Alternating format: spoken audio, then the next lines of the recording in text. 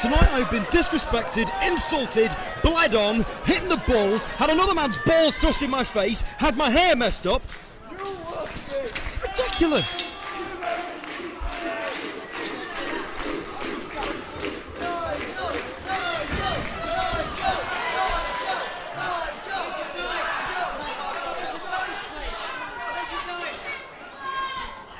Well, I've been embarrassed, just beyond belief. It's not looking good for your hair right now, but if we can concentrate on what's going on in the ring. Burridge, McGuiness, 2 out of 3 falls. Do you think maybe Darren Burridge is taking exception? I've given him an opportunity here to shine.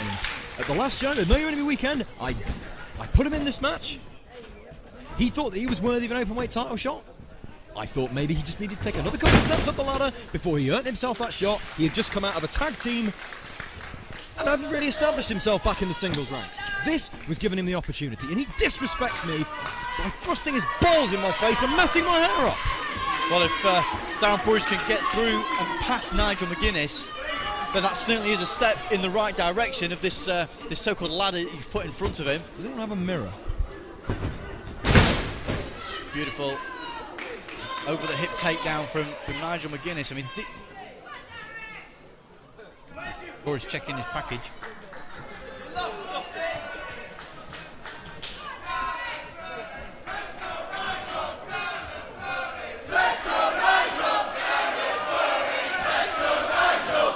It's fair to say that the crowd is almost an even 50-50 split here. Yeah, both men at the moment hugely popular in YPW.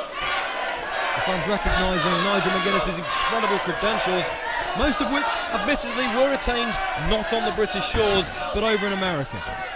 But he's managed to hold that British style, a British sensibility to his outlook, which has served him well on his travels, both abroad and in Europe, and in America. Obviously, a big star in Ring of Honor. Yep.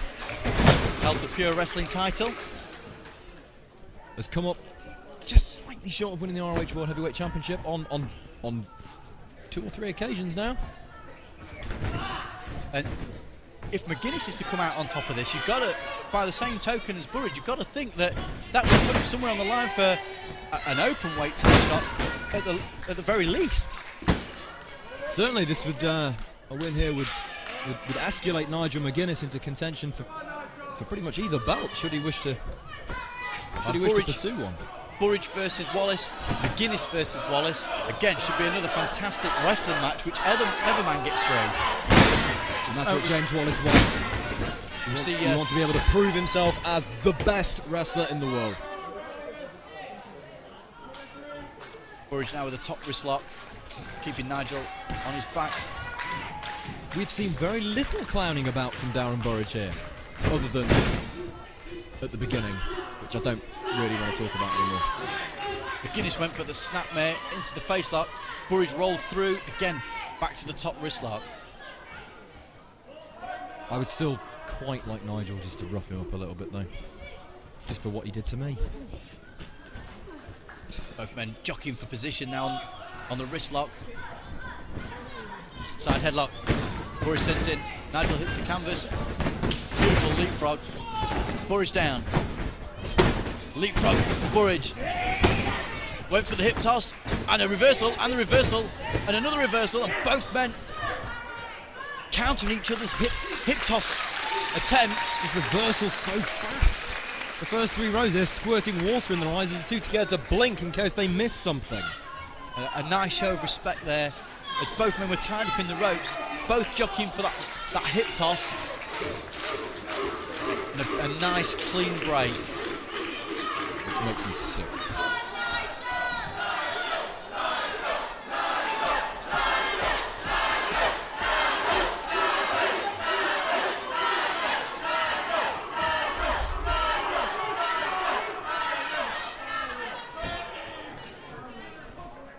Both men trying to work an entrance into getting the upper hand, as neither man has really shown any dominance over the other one. McGuiness has got the neck vice on, cranked in. The referee just checking to see if it's not slipped into a choke, which it looks like hasn't. Burridge sent it to the corner. Foot in to stop. Underneath. Oh, he went for the quick roll-up. McGuinness counted into a sunset flip. And again, and a push through again to another pinfall combination. Just a Burridge quick rolls through. succession of pins. And again, they're just seesawing back and forwards. Burridge is rolled over. And McGuinness is forward rolled out of it. There was into the standoff there now. must have been 7 or 8 pinfall attempts there. Neither man being able to keep the other man's shoulders down for 3. But instead of just a kick out, there was a roll into another pinfall situation. It will take it out of you, however. It's very, very tiring to continually have to roll your opponent around like that. And you, of course, are expending the energy kicking out.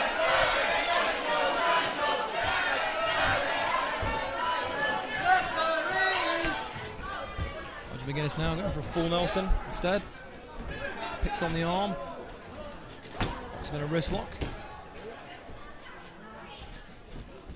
Burridge looking for a way out, maybe to reverse it. McGuinness has got it in nice and deep, but beautiful head scissor takedown there from Burridge. It looked like McGuinness was going for a head and arm suplex. Burridge floated right onto the head scissors and rolled straight over. A lot of those moves that you see there with the wrist and the arm, they're not especially painful, just more annoying. It's all a tactical setup. You have no idea where your opponent's going to go next. That's beautiful headstand out of it. McGuinness has got unbelievable strength in his neck. As we might see later on when he does that headstand on the turnbuckle that ends in a mule kick.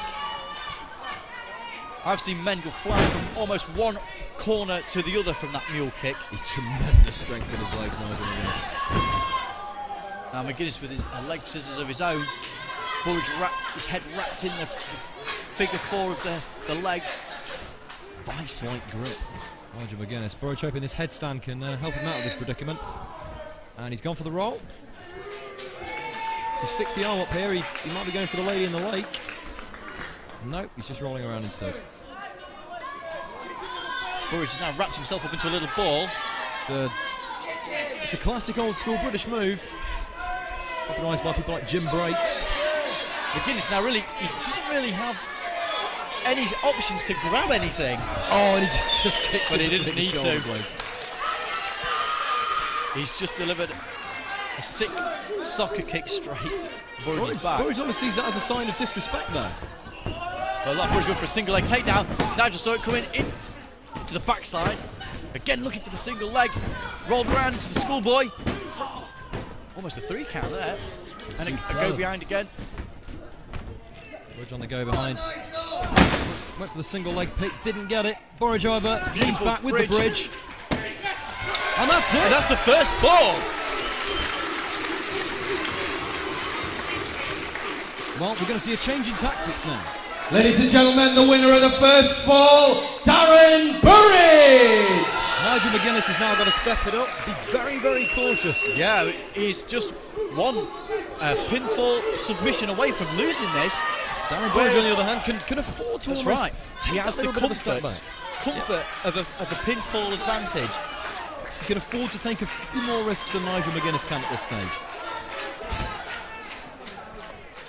I would actually look for Darren Burridge to sit back a bit, play a bit more defensive, slow the pace down a bit, change it a gear, look for Nigel McGuinness to make a mistake, because he's the one that's now desperate. And he may try something he wouldn't normally. He may go for a risk he wouldn't normally go for. And Darren Burridge will look for that and hopefully try and capitalise on it and go for 2 straight falls. Well, the pressure's really on for McGuinness now. He needs to get a pinfall to tie it up, because if he doesn't, then he's lost. Using both of Darren Burridge's arms against him. Choking him now, just driving the air out of him.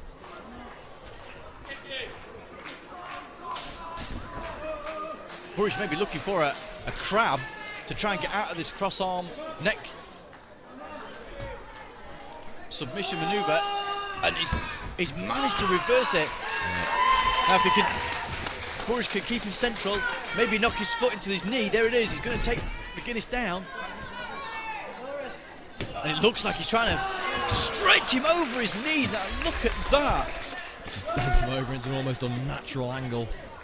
Oh, beautifully rolled through from McGuinness, and he could have the move back on again. He has his reversed it, rolled through, and looking for that vicious lariat, the short arm lariat. McGuinness has almost taken the top half of Darren Burridge off with that vicious lariat. In addition to the blood and sweat I'm covered in, I believe Darren Burridge's teeth just flew straight past my head. McGuinness, the first maybe real clear advantage we've seen. Even though McGuinness is a fall down, it's still pretty even now. Hard Irish whip to the corner. And the back of his neck snapped there against the top turnbuckle as he came down. Maybe the neck possibly becoming the focal point. I think McGuinness may have just removed an elbow pad. Yeah, I think he just did. I think he may be looking for another lariat. McGuinness sent in for the reversal. Oh! And Burridge's shoulder struck that corner.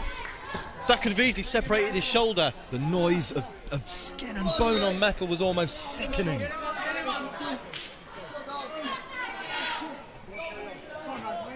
The referee's having to ask Darren Burridge whether or not he wants to carry on. That was tremendous impact. If McGuinness wasn't centering his attack on the shoulder region now, he certainly will. And just taking him over the top wrist lock and into the hip toss. The scream of Darren Burridge as he hit the mat. Is there a dislocation there? Is there some kind of separation or muscle tear? Well, we heard the noise, Adam, the noise of, as you say, flesh on steel, and again, the top wrist lock takedown.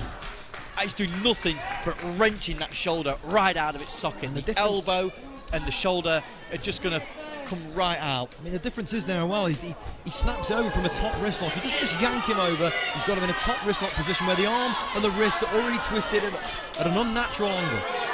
Well, Burridge showing that he's got some fire in his belly with 3 chops to the face, and Jesus Christ! McGuinness has just not only slapped the taste out of Burridge's mouth, but I think everybody in the front row. And McGuinness, being the savage, wily veteran that he is, presses the forearm against the cheek as he goes for the pin, shifting all that weight perfectly onto the top half of Darren Burridge. So Burridge has got clever again for McGuinness. He's wrapped that shoulder round the top rope. Repeated headbutts now. A series of vicious headbutts straight to that shoulder region. He may as well get a tin of paint and draw a circle, because there is a huge target right now on Darren Burridge's shoulder. McGuinness will now just focus his entire arsenal, his entire assault on that one area. Nigel McGuinness taunting Burridge, telling to get back onto his feet. It's not just a good place to work on for a submission hold, but it also restricts the pinfall, because now he can cover him and instead of the injured shoulder, press all of his weight on the good one, because Darren Burridge will now have incredible trouble rolling that already injured, torn shoulder off the mat to try and escape a pinfall. Yeah, you're right. Instinct is going to dictate that he's going to shoot up the not injured shoulder. A beautiful hip toss into the neck breaker. Hip toss, but you have to think, though, he didn't quite get the height that he needed. No. Again, the weight on the shoulder. Beautiful drop toe hold. He's looking for that avalanche. Oh! Into the bridge. Oh! Almost 2 straight falls.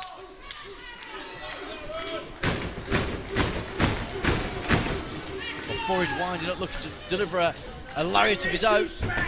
Oh, and another huge lariat. And that 1, 2, and a kick out.